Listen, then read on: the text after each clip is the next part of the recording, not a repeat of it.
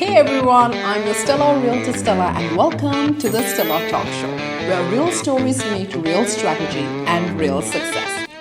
This is the place where we go beyond the highlight reel and dive into the grind, the mindset shift, and the game plans that turn ordinary people into extraordinary success stories. If you are ready to be inspired, take action, and level up your life, you are in the right place. Hit that subscribe button, turn on notification, and join our growing community of dreamers, doers, and go-getters. All right, let's dive in. Be courageous, create quality, and live inspired. Today's guest doesn't just say it, he lives it. Chris Chopite went from building one of the top real estate teams in Vaughan to empowering hundreds of professionals to reach six-figure success and build businesses that truly matters. If you ever felt stuck, scared to take your next step, or unsure how to build something meaningful from the ground up, this conversation is your blueprint. Stay with us till the end because Chris is dropping mindset gems and actionable strategies that could change your life, your business, and maybe even your bank account. Hello, Chris. Welcome back to the show. Thank you. I'm excited. I know. This is the second time. But it's an honor to have you back. Thank you. Thank you so much for your time. So, Chris, this episode, I'm going to dedicate it to you. So, we're going to talk all about what made you the person you are today. Mm-hmm. So, you told me that you immigrated to Canada when you were very young. Mm-hmm. Take us back there. Tell us all about it. I was born in Venezuela, mm-hmm. right? And we came to Canada in 92. I was 10, going on 11. Mm-hmm. So I remember coming here. It was very cold. There was about 6 feet of snow. And it was, I don't remember my feelings around it. But I remember trying to fit in, and it was tough trying to fit in. I got made fun of a lot because I didn't speak English. So that was fun. And then if I can, I know we're going back, but if I can fast forward, when I was in grade 11, I got the highest mark in English. And that for me was a full 180 moment where I came to Canada, I got made fun of for not speaking English. And then in grade 11, I got the best mark in English over all the Canadian boys and girls that were in there that should speak English better than me. So maybe that needed to happen. Maybe I needed to get made fun of so that I can have that competitive edge. Because I just believe that I know that this conversation is not about immigration and immigrants, but I think that there is an edge that us immigrants have because we have to come in with our gloves up from the beginning because we're up against the wall right off the bat, right? We don't know what we're expecting. Again, when you come as a young boy, you depend on your mom, right? So it was all my mom. I was just like, you're just following along and whatever mom said. So the only thing I remember is I played a lot, I watched TV a lot, and I got made fun of. That's my summary for that period of time. But it wasn't long before you start to adapt. Exactly. But what that tells me is your mindset and how you shifted that and created something big out of it. That's what they say, when life gives you lemons, make lemonade. Absolutely. Exactly. And I see exactly that's what you did there. So do you think being an immigrant, and right now you're a very reputable coach in the real estate industry and for many businesses, tell me, has being an immigrant being an influence towards that, or was there any challenges? I think there's a benefit and it does influence it because as well as Spanish, having multiple languages helps with being able to connect with people. More, exactly. Because now you have two different cultures, two different backgrounds, and you don't have blinders on to one way of living or a more understanding of accents and all types of just ethical troubles. Not ethical troubles. Ethnical is what I meant to say. Ethnical troubles. So language barriers and just all types of barriers that come from not being born in this country, not being a Canadian. So I think that there was an element of there's a benefit. I think there's a benefit. I think there's a blessing actually in being an immigrant. You can use it to your advantage in business, undoubtedly. No matter where you're from, just having two languages, it's good for business. In Canada, it's fantastic for business. It's actually a superpower that you can actually outshine competition by it. And I speak to a lot of people who are newcomers to Canada, Chris, and also a lot of people now getting into business who are newcomers. That is one of the challenges they always tell me. They say, Stella, I don't speak the language, or I don't know how what my background will do in this particular economy, in this country. But whatever that is, you can turn it around to your advantage. 100%. That's the mindset. Exactly, that's what you did.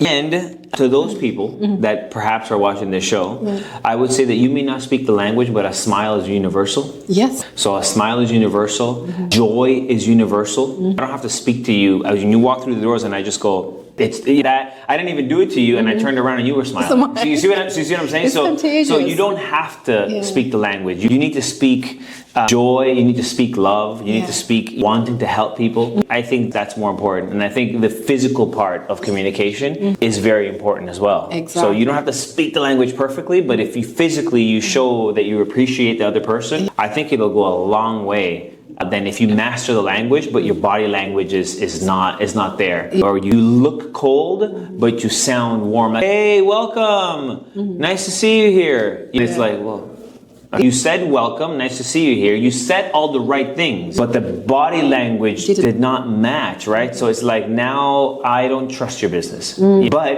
if you're fighting with the language, but you're like, hello, you're fighting in your accent, whatever, and you're like, welcome, nice to see you. What would you like? How can I help? Now it's a completely different. Hold on a second. This feels different, right? I trust this person. This is genuine, right? Yes. So, sorry, the little coaching moment there. For anybody that's a new immigrant that's starting a business, they have to remind them when you meet them that a smile is universal. So is music and so is food. But for business, the smile, I think, is what does the trick. While you're explaining that, one thing was running in my mind, and that's exactly what you told me when I had that same doubts when I started my journey in real estate. You told me obstacle is the way.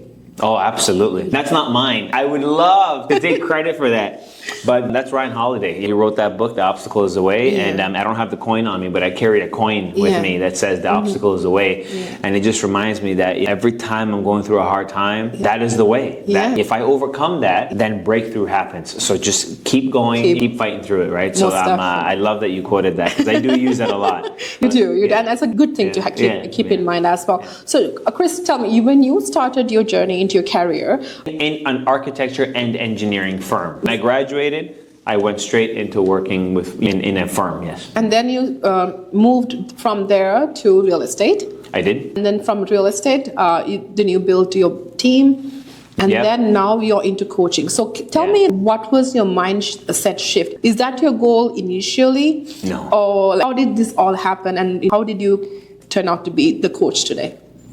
The short answer is no. Where I am today, not even close. That's not what I was thinking at all.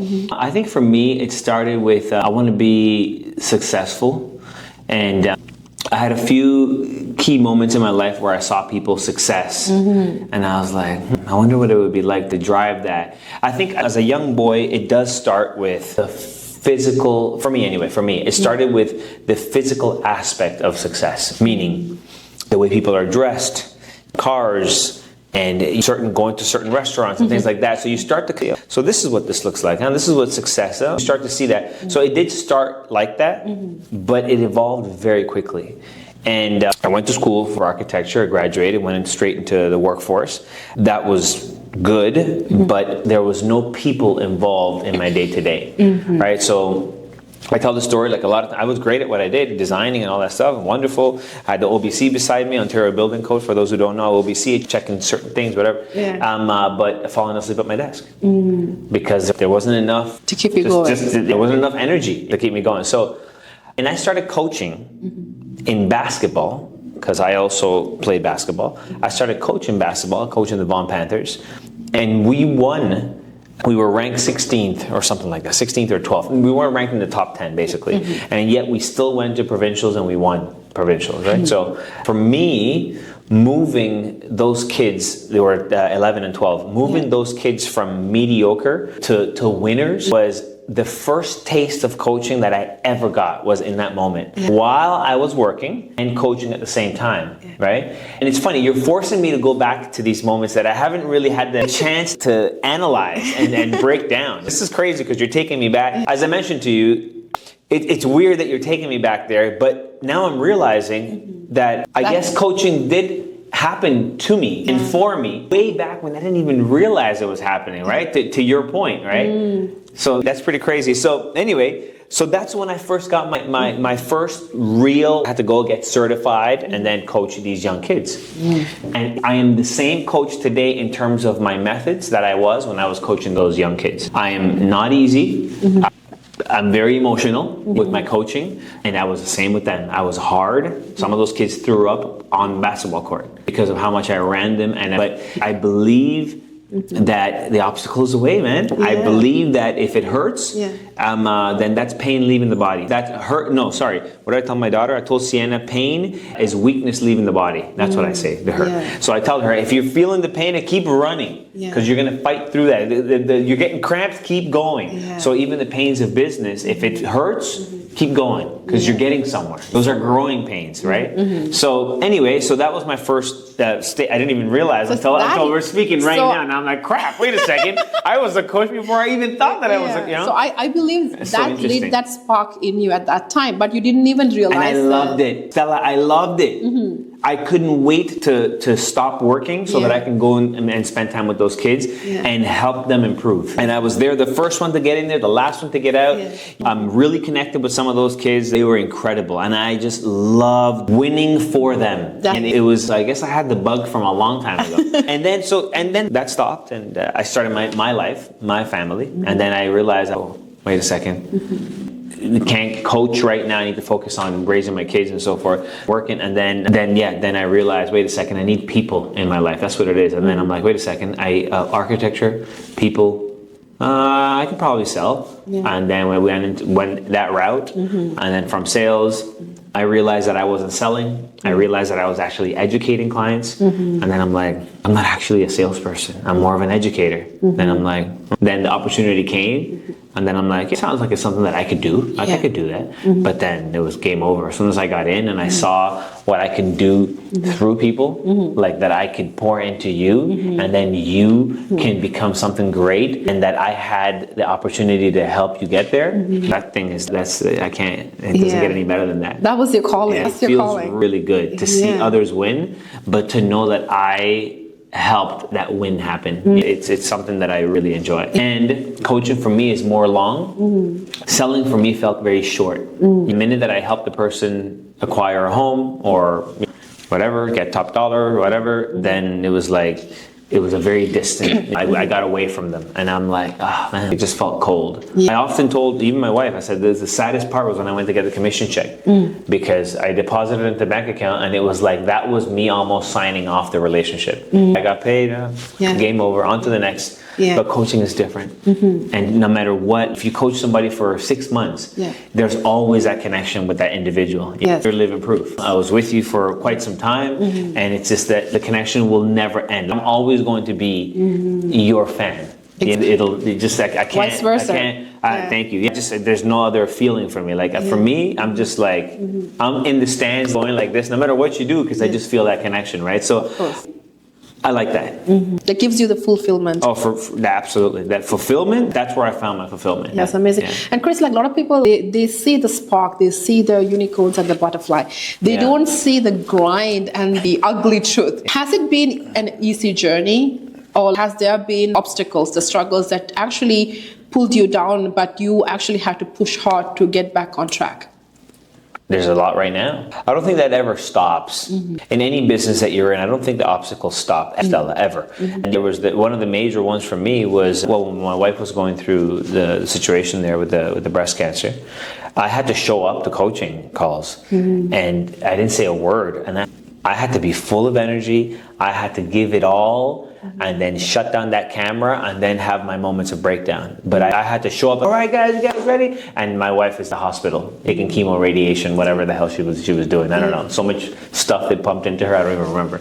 But so that was tough. And there was definitely, when you're starting anything new like the coaching, the truth is that when you're starting that, here's the truth. I made way more money in sales than I did coaching, than I'm doing in coaching. Now, that's not going to be the case all the time. Of course, I do have intentions of growing. It's a business, right? So just because I love it, it doesn't mean that I'm going to starve doing what I love. That's not it. It's a business. You got to find the right formula, the right algorithm, and then so that you can build a life that you want doing what you love. But not easy in any aspect. Not in real estate, not in coaching, not in opening up a marketing company, and any business, right? So I think that, for example, when I started it, I knew that I was going to not make the same amount of money. In sales, I don't want to get into the numbers, but I did a lot better than what I'm doing in coaching. However, it is it started to curl up, but now it started after 5 years. I'm 4.5 years into coaching. I'm almost in 5 years, right? Yeah. So yesterday I was at a presentation where I hosted and I spoke and I said that it's after 5 years that you really proved that you belong in business with that business that you started with. So what am I talking about? You can Google this, but it takes 5 years. Before 5 years in business, 85% of companies fail. Right? And this is not like, oh, Chris, where'd you get that from? It's everywhere. So for me, I'm at that 4.5 year mark, right? So I will not, under any circumstance, fail within the first 5 years. In fact, I'm not failing at all. But I truly believe that after the 5th year is when you really start to compounded effort starts to take your business and it starts to rise. People now start coming to you. Next level. Similar to the stuff that we've talked about, BPM, right? So you build your brand. Even in coaching, I had to BPM myself in coaching. My branding, my presence, and then going through to the marketing part of it, right? Of course. So the trials and tribulations are going to be constant. I have challenges right now. As I'm speaking to you, I have challenges, and I don't intend to stop having challenges. Because if I do, then I'm not growing. So I intend to be, I want challenges. Throw them at me, man. I want to solve everything. I love what you're sharing, because what I tell myself all the time is, Chris, when things happen and it's very hard to look over that fear, the pain is inevitable, but the suffering is a choice, right? Yeah, so you either choose to suffer, or you choose to overcome that and make it your superpower, right? Yeah. And I definitely see that's what you're doing in your journey, and the mindset shifts that you went through during, especially with your wife's situation. You have kids. Very young kids, actually. So that's a huge struggle. And for you to still keep up that energy and be there for the people who actually believed in you and make those changes and uplift them while you're also trying to uplift yourself. That is strength. Resilience. I really see that in you even today. And I appreciate that you bring to that every table or to every meeting or gathering that you're at. Yeah, and to just cap that off, thank you for all those amazing things you said.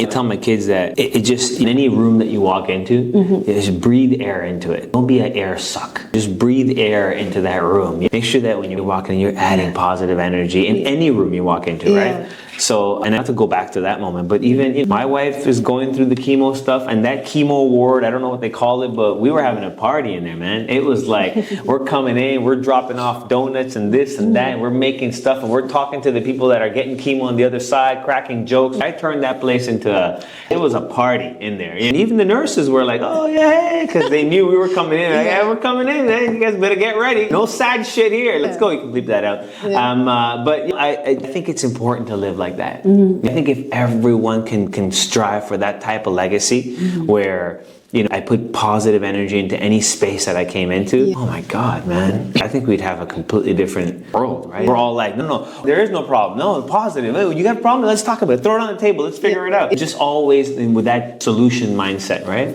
Chris, I really like your core values. You always tell everybody, and you actually live by this. Be courageous, create quality, live inspired. Can you break it down for us? What does that really mean for you? You really dug deep, huh? This is good. You're making me think here, Stella. I have had many coaches as well, right? And one of the things that I got from one of my coaches, Mike Reed, he said, when you have not much time to live, let's say that someone tells you, you got 60 seconds, dude, you're going to die in 60 seconds. And you have your family and friends and kids all around you. What are the last things that you're going to tell them? What are the last things that you want to tell them? Your top secrets. And that brought that out of me. I'm like, man, I got 60 seconds. So here we go. I would say, guys, live with courage. Just don't be fearless. If you want to do something, go for it. Give it a shot so that you have no regrets. But give it a solid shot. Lead with courage, right? So be courageous. Then I would say, and when you do that, leave it all on the table. Give it all your effort. So now that is, be courageous, create quality. So anything that you do it to your best ability. If you're going to create a podcast, do it to the best of your possible abilities. If you're going to get into a business, leave it all on make sure that you have that. If you're going to get married, leave it all on the table. If you're going to have kids, give it your all. Just create quality, right? And then live inspired is the other piece, which is I think we ought to live an inspirational life, but also strive to inspire others to do the same. Yes. And that's where all that comes from. And I do try to live by that. And I ask myself at times, am I being courageous? Am I creating quality stuff? So when people ask me to do things, I always ask myself, is this the best that I can do? If it isn't, then I'm ignorant to my own values. So stop being ignorant and do it better. That's why I have to be careful what I commit to, because when I commit hard. Yes. And because of that, I've had to learn to say no to things, because it's like, wait, if I can't do it to my core values, I can't do it because it's not right for you and it's not right for me. That's right. It's not about money. It's not about accolades and how many claps I can get. No, it's can I do it to my full potential? Can I do it with full courage, knowing that I'm going all in? Can I create the best possible results for you if you're asking me to do this?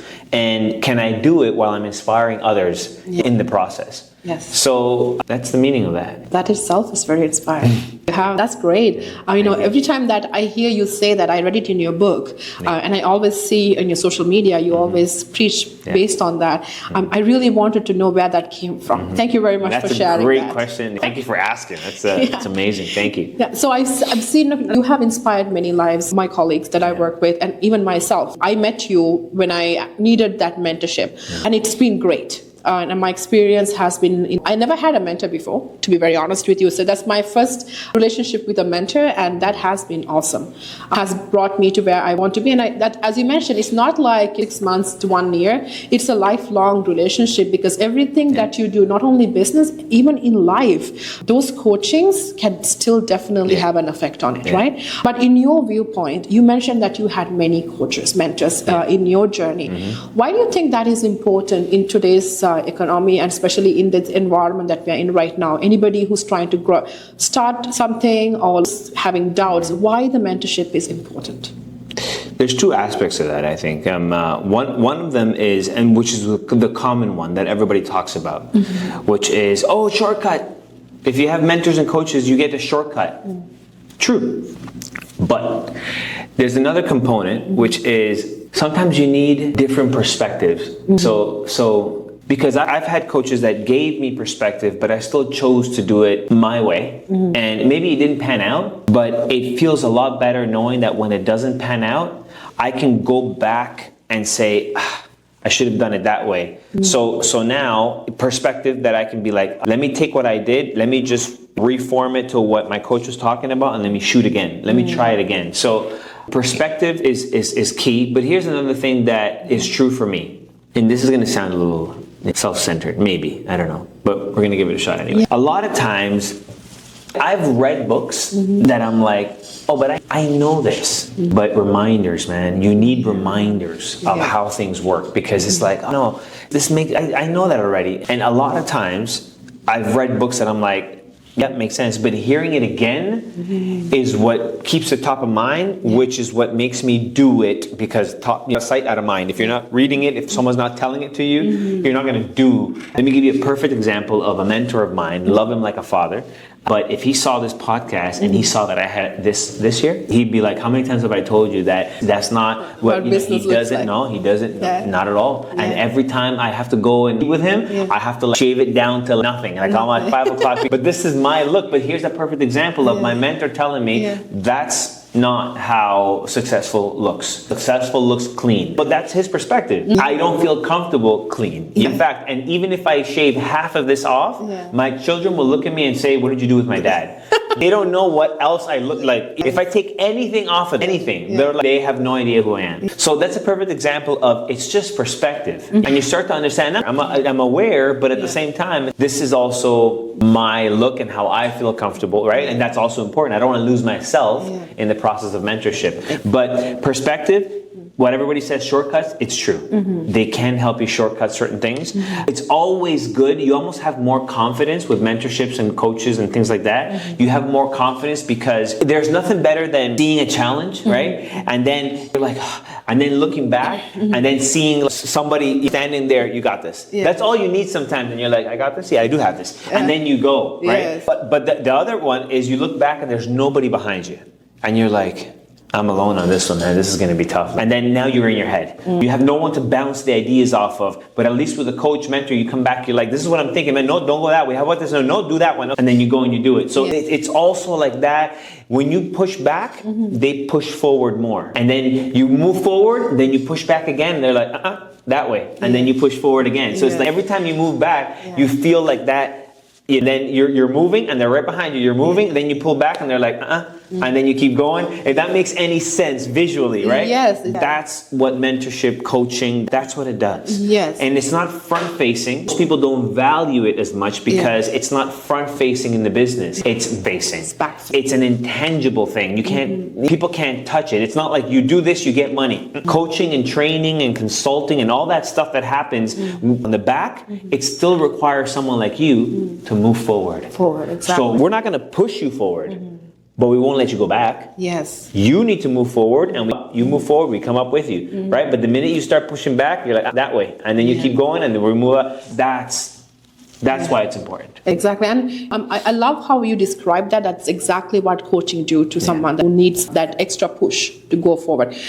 What I'm very surprised about is, Chris, when I'm talking to people, especially young people who are just finishing their teenage, getting into the real life, getting into their early 20s, they always look up to people and say, wow, look at him or look at her. She's lucky. I don't know how she's doing it. And some, even my daughter, she says, oh, I want to be like her when I grow up, which is amazing. I always tell my child as well, how do you get into that circle right now? What is there that you need to do to get into that circle so you know what they're doing? Absolutely. And that's exactly the mindset that anybody who's looking up to other people and saying, oh, I need that to myself, get into that person's circle, have that mentorship. I have seen many successful people like you and many others, they actually pay to be in that circle. Right? Absolutely. But when I'm having a conversation with someone like who don't know about these circles and coachmanships, I was like, would I have to pay to get in his circle to see what he's doing on a daily basis? They just don't get it. That's experience that you're observing. Absolutely. Yeah, that has happened so many times. True story. I have spent over $100,000. I don't know. Definitely over 100. I don't think it's hit 200, but definitely over $100,000. Let's just keep it there. That's a safe number. I don't know if I hit 200 yet, but in coaching and getting into the right circles. Exactly. And right now, my investment portfolio, which is different than my business, but my investment portfolio has taken me to multifamily investing.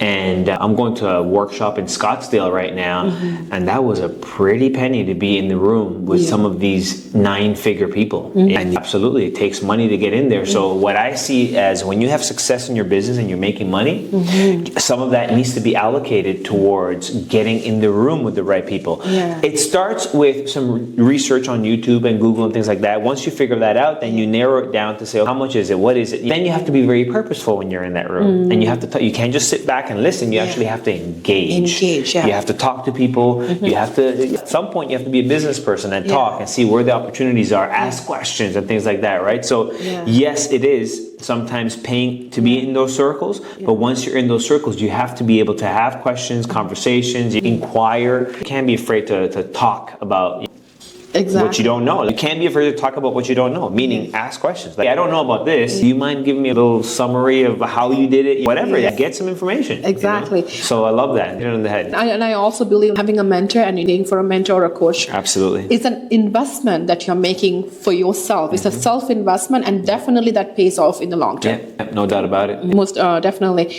Also, I want to talk about a lot of our audience today, Chris. They are mostly first-time home buyers or who are still on the edge, new immigrants trying to start a life in Canada for the better. So anybody who's listening and who are in that stage, what is a good piece of advice that you can share with them in today's world and economy? The first piece of advice is be courageous. No, I'm not going into my values, but it is true. I'm not going into be courageous, create quality living. I'm not going into that, but I am going to start with the courage piece. Yeah.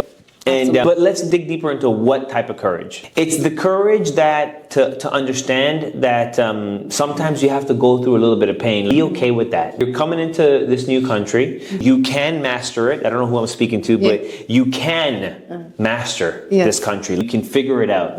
So seek information, and I'll tell you, this country was built, in my opinion, was built on workers. People that will roll up their sleeves and they get stuff done. So friends, if you have to work 2-3 jobs, While you're learning the way, do so.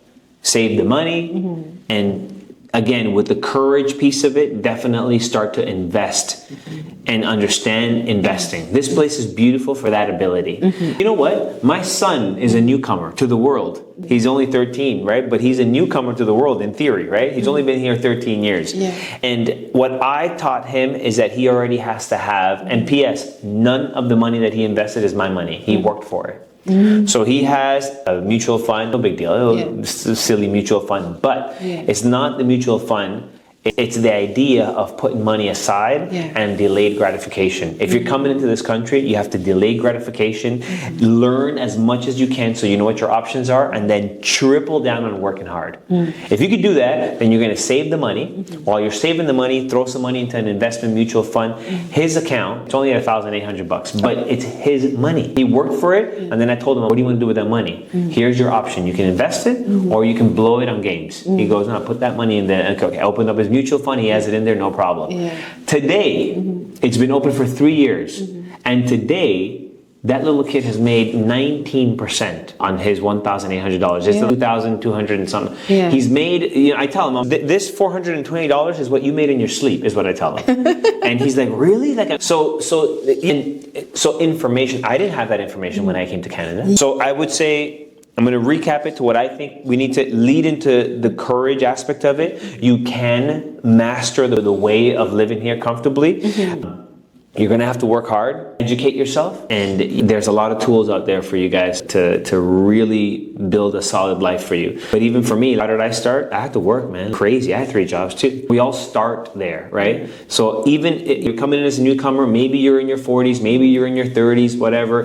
Get creative with your partners. In some cases, if the kids are old enough, get kids. I think older people, when they have kids that are over 25, I think we need to work together now. It's that time where kids need to be part of the conversation at home, especially kids that are 25. You're not a kid anymore, man. Go get a job and contribute and build wealth together, right? So I think these are some of the important components that people need to be talking to these newcomers, right? I hope that helps. I don't know, because it could be a scary...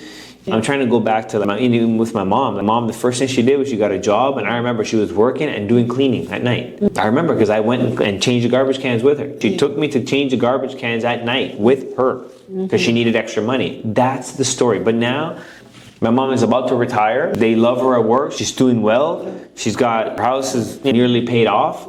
So it can be done. The end can be really nice. But in the beginning, my mom came, got a job, work. She came when she was 33, I think. So she came, she got a job, whatever. And now, she's 65 now. And now her house is almost paid off. She's got a good pension, savings for her retirement. So you can have it. And she didn't do anything special. It was very just steady. Job, part-time gig, raised me, and just did what she had to do. So you can have it. You can have that. You can have a good life here, definitely. That's inspiring, Chris. So I'm going to conclude that for you. So what I heard is be courageous, work hard, be informed, do your research and talk to the correct people. And move with strategy. That's the secret formula. You got it. Absolutely. Thank you very much for sharing that story with me. I have seen you in a lot of events. And I also see that you co-founded the Vaughan Investors Club as well. And I do hear, and I actually believe myself as well, being present in the industry right now, whichever the industry is that you are in, is very important. And you actually put that seed in my brain when you coach me. Tell me, share with our audience today, why is that important, especially in today's world where the online, social media, and AI is thriving? So there is too much technology, and people are longing for connection. Okay, you want to make a clip? There's too much technology, and people are longing for connection. We need to connect physically, right? Yeah, that's true. Absolutely. This is what's happening, right? And there is so much technology that now people are starting to not believe it anymore because videos are not even real anymore. You just take a picture of your face and you go that way and you do this, and then AI does the rest. So there's so much of that people are not even believing video anymore. Now they're like, I don't believe that. Now I believe you because you're here.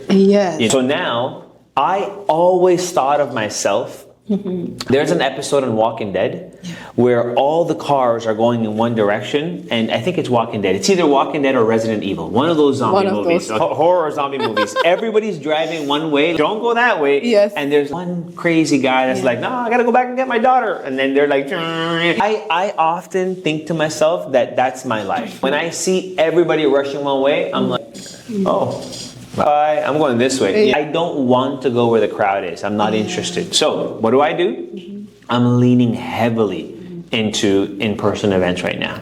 Heavily into handshaking. Heavily into flying to different states. And I did my talks in Mexico. I coach agents in Mexico as well. Yeah. So I'm leaning heavily into the opposite.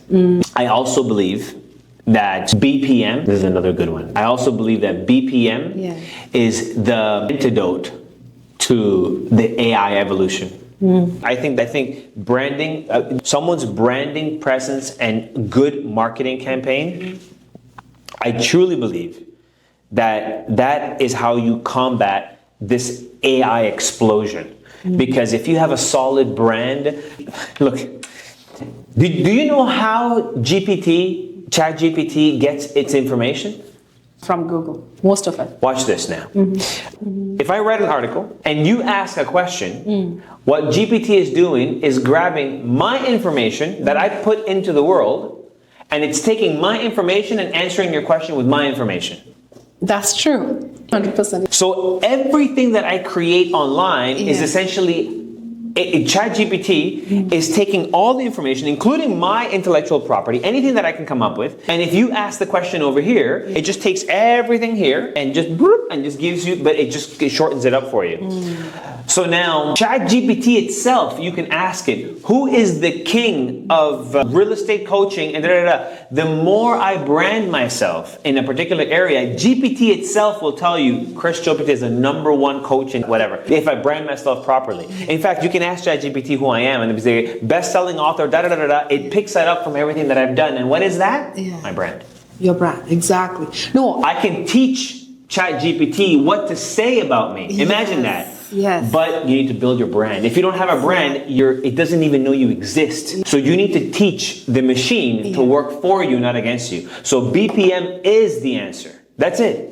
There's no other. I actually 100% agree. The reason I'm agreeing is right now in Google, there's an AI feature, Google AI, when you're doing the search. That's right. So what I did, I Googled my name. I did this actually a couple of days ago. You have to do that. I Googled my name, and I was very, I saw what the Google is saying about me, which was really good. And then I saw that AI feature, and I wanted to see what AI is saying about me. And I went into Google AI. Oh my God, it actually wrapped my life and gave me in a nice bouquet. Oh my God, if anybody is reading that, I'm very impressed. Right? So that's what I'm saying. But that's because you took the time to do create a talk show, to build your brand, your presence. You have a marketing aspect to all this. Of course, it's a business at the end of the day. But you know what? That's what we need to do. BPM is the way. Exactly. Not only for agents, for across all businesses, in my humble opinion. Yes, I deal with specifically the real estate industry, but that concept of building your branding, your presence, and your marketing, your BPM, that is something that could be reused in any industry. Even if I'm Googling saying, what's the best Mexican restaurant in Toronto? Sure. If that restaurant that has a better branding, a better presence in the community, and a strong marketing campaign. That's the one. Exactly. So this is why I say AI is not your enemy. It's something that you can use to better yourself and become the person that AI can't replace. Absolutely. So that is absolutely right. Thank you very much for breaking it down. And you actually brought back my 2 days ago memory, because that was actually showed me the meaning of why that anybody should be paying attention to BPM, as you mentioned. And I read your book. You're going to talk about your book next, but I know the BPM, it's a top seller on Amazon. That book is amazing. And I actually applied that into my business strategies, my business planning, even for the talk show, because my goal, my mission with the talk show is to be the #1 talk show in Toronto for real stories, real strategies, and real success. And if I'm going to do that, I need to make sure I'm doing exactly that in everywhere I'm representing my talk show. And I think we are on the right path with the BPM. Absolutely. And even for real estate, most definitely. Well, so your show has grown immensely, right? To over 22,000 subscribers. What the heck? And I remember when we did the first one, and I'm like, don't stop doing it. And it's like, you took this and you're like, nope, I'm not. And we are only 10 months in. Imagine, less than a year, imagine that, right? That's all BPM. That's crazy. And if anybody is questioning, do I really need brand presence and marketing in my business or in anything that I'm doing? This is a living example that you can take from. Absolutely. No, the answer is yes, you need it. Most definitely. So we're going to talk about some of your best achievements that I am very proud of, and I know you're very proud of as well. You have been featured on HGTV. Tell us a little bit about that, and then we'll talk about your book. HGTV was fun. It was fun. It's one of those things that you do it, and it just, as fast as it comes, is as fast as it goes. It's actually, the experience is great. What can I tell you? Let me tell you actually a very interesting story that I've never told about that. Being on HGTV is what you expect, right? There are lights, camera, action. It's this, except the cameras are bigger. There's a guy holding the mic over you. It's just this, right? There's a director telling you what to say, what not to say. All that type of stuff is what you expect. It's TV. So that aspect of it is fun. You feel incredible, right? You're on TV, and then seeing yourself on television, even better. I've stayed in hotels where I'm flipping channels and I'm like, ah!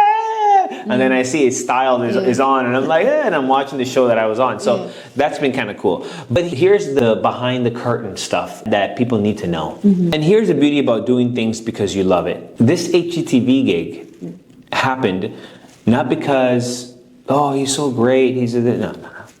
It was very simple. It happened because there was a person that I coached. Imagine this. Coaching got me the HGTV gig, just to give you it was a person that I coached. His name is Casey. And Casey was involved in television. And I had impacted Casey as well through my coaching and things like that. She was in the Jump program earlier on. That's prior. So I had impacted her, and she calls me. She goes, hey, Chris, there's an opportunity. I know the casting director of this thing. I think you'd be great for it. And I'm like, really? You'd be great. I'm like, all right, whatever. Send me the stuff. Let's see what happens. Then they called me and they messaged me, and then they're like, send me this, send me that. I send all the stuff that they wanted. And then lo and behold, I got the gig. I was the only real estate agent that was featured twice in that season. All the other agents were featured once, right? Wow. So they loved working with me. They loved all that stuff. Now, I want to highlight something here. I want to highlight that came to me because I started coaching, and I loved coaching to the point where I had an impact in Casey's life. And then Casey's, coach, you got to do this. You give this a shot. I think you'd be great at it. And I'm like, you know what? Let me give it a shot, right? So all that to say is that when you're doing things and creating quality and actually pouring into people, then they give it back. What I'm trying to say here, guys, is that this was a gift that I got. This wasn't something that I'm like, I want to be on TV. This was a gift that Casey gave me, and I'm like, this is kind of cool. Let me see what happens. And it went. So it just goes to show you that anything that you do, man, just put your all into it, put all your effort. And even as I was there, I got a new attire. I made sure that I looked good. I gave me a haircut. I just make sure that everything was. And as I was on the show, they were like, dude, you're well dressed. You're like meant for TV. I'm not meant for TV. I just give a damn in anything that I do, right? I just care enough to say, what is the best version of me? How can I show up to HGTV as the best version of me? Even if I'm not the key host of this thing, even if this is not my show, it's your damn show. Dress for the part that you want, not the part that you have. I was just a measly agent at the time, right? But then I came in and I'm like, I'm going all in, man. Whatever this is, I'm going all in. And if more opportunities come because of it, great. And if they don't, that's okay. This is TV. It'll live forever, and I'm putting my best foot forward. That's the thing, is that by putting your best foot forward, Casey said, you should do this. By getting this, then the network is like, we want to work with you. Because I could have had the opportunity, but because I don't have any professional shots, or they Google me and I'm nowhere to be found, once again, what came through? My what? BPM. Exactly. 100%. That's why I'm so adamant about it. And that's why I talk so much about it. Yes. Because if you have a solid BPM, I know this is like the BPM show. If we have a solid BPM, then opportunities naturally come to you. Yes. I'm living proof, I'm telling you. And it's part of your day-to-day as well. No, All absolutely. about, You wake up what and you are. live BPM. It's Yeah. like, what's my brand? What's my, how do I show up the best possible? That's the presence. That's Yes. you have to live it. It's not like you do it. No. BPM is a lifestyle, man. It's not a thing that you do and that's it. No. You have to live that. And I love how you said, don't dress for the part that you want to be in, not the part that you're in right Absolutely. now. Oh my God, that was very... And then you paused for a second. You were like... That was so good. Yeah. So thank you so much. That's everything that you dropped there were gems. Thank you very much for dropping those gems with me. Right. And let's talk about your book. I'm very excited about talking about your book. You know what? It's one of the top sellers on Amazon. And you're the best author that I've met in my life. And a million authors that are better than me, but I love you for saying that. Sure, for me personally. Thank you. I know that it wasn't easy. Like, you shared that in my previous episode as well. It has been, you did that through many struggles, but you did not give up. You kept going. And I wanted to. And then you became the best author, bestseller. Tell me how you feel, like, you know, with the mindset shifts that you had throughout that journey, and when you see the outcome, what was your mindset there?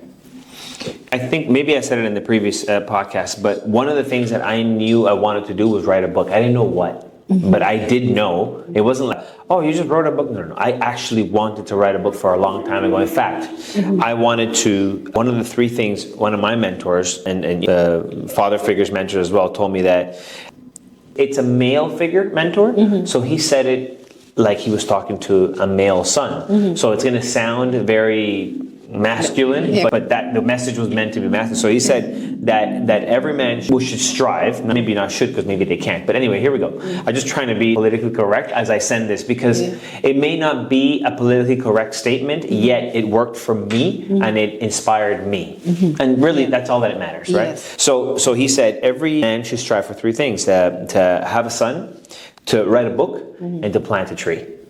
Because those are things that when you're gone, they stay behind. And then you added to the world as opposed to taking. You leave those three things. You leave your son behind to continue your legacy. You leave the book that you wrote behind to continue to tell stories and teach the future generations. And you plant a tree to put back. Because these things, they provide air. They clean the air for us. They provide paper. And so those are the three things that he said. He's like, you should strive to do these three things. That's beautiful. So I always knew I wanted to write a book. I had a son. But that's God, right? That's not me, right? So anyway, I had a son. I wrote the book. I plan to plant a tree. And I'm not talking about a tree in the backyard. I just spoke to my wife about what I'm going to do. And I'm going to, probably when my son graduates, we're going to go to maybe Saskatchewan or Alberta, and we're going to spend a whole week, and we're going for the entire week, we're going to plant hundreds of trees. That's all we're going to do for a whole stinking week. There's going to be a piece of land that's going to be trees planted. It's going to be a thing that I do before he goes on to university. It's something. So I'm going to do all three, but I'm going to do multiple trees. I don't think one tree is enough for me. So I know that's not what you asked me, but I just wanted to tell you that the book wasn't a thing that I'm like, oh, I heard that someone said that it's good to write a book for business. No, I always wanted to write a book. It just so happened that I wasn't passionate about anything at the time until I found coaching. And I'm like, oh, this is it. Then I went in, and it took me 2 years, right? So it was a team effort. And I say this always, and I'll say it again. That's not my book. That's a whole village that it took to write that damn thing. It's a whole village, man. And it has my wife all over it. It has my children for inspiration all over my team. I may have my face on that thing, but man, there's so many people that blessed that book in order for it to be what it is today. And that's an amazing book. And it actually reflects the strength that you brought to paper there. Because when you're reading it, you understand what your words mean, because you actually broke it down in a way that makes sense to even the common reader. And that's what's very unique. And I don't doubt that's why it has been the #1 top seller out there. So congratulations, that's a big achievement. Thank you so much. Stella, you mentioned something really key there. I didn't want wanted to be a book that was filled with jargon that was so out of this world that the concepts were, it had people spinning, right? I wanted people to just read it and then feel that they're talking to me. Speaking of which, I am doing the audiobook, and it's going to come out sometime mid next year, so that's going to be fun. And I'm going to be narrating myself, so that's going to be fun. It'll take me about 3 weeks. I'm going to add some good stuff in there. So I'm excited for that new project. But I think that the most important thing with the book is the trials and tribulations of the book was you do lose energy, you do lose momentum. There were maybe 3 or 4, not 4, maybe like 2 or 3. 2 or 3 times that I was like, maybe I'm not meant for it. Maybe I'm not a writer. Maybe this is not gonna. And then you get people like, my wife had to tell me a couple of times, are you kidding me? You didn't just go away for 2 weeks by yourself over there. You better finish that stinking book. Oh God. So it's, again, it took a village. And I'm very glad that you finished it. Thank you. And it has become a huge success in your journey. So I'm very proud of you. Thank you. That means a lot. Thank you. Chris, I wanted to ask you have this initiative about the Give Day on your birthday. And I remember exactly the year that you started it, if I'm not wrong. And you know, when I spoke to you on the phone on that, before you actually went away for that, you told me exactly why that you were doing it. And I saw you continually doing it year after that. Would you like to share that with our audience today? Yeah, man. Give Day is so special to me because it's a day that I turn what is meant to... What's the purpose of a birthday, right? The purpose of a birthday is that's the day that we came into this world and we're celebrating that. So my thought is, should we be celebrating or should we be giving thanks that we survived another year or that we are here? Think about that for a second. Should we be celebrating the fact that we're here or should we be giving thanks that we're here? I don't know. So for me, I chose that in order for me to remind myself every year, I am fortunate to be alive another year. This is not something that we're not going to go crazy and celebrate. We need to give thanks. So how do we give thanks? We turn the birthday into a give day, right? So on my give day, we go to a very special place in Mexico, close to where I do some work down there as well. Yes. In Yucatan. So we go there on my birthday, on my give day, and we set up packages of food and we fill up the trunk of a car full of toys and we go there for a couple of hours in an area that's not as fortunate, right? And we just give. And there's been moments, magical moments, where I finish giving the thing and before I have to turn around quickly because as I give it, they're so happy that I'm already in tears. So I have to be like, hey, you're welcome. And then I gotta turn around and keep going because I'm already so it's become such a magical moment. I look forward to it every year. Kids love it because I'm like, here, you give that to that lady, you give that over there. Oh, there's some kids coming here, give them that. And in the first couple of years, they were like, what are we doing? And now it's like they're all interconnected with these kids that some of them are coming out, they have no shoes. It's just like, and to them this is normal. To my kids, because they're privileged, I'll say it, right?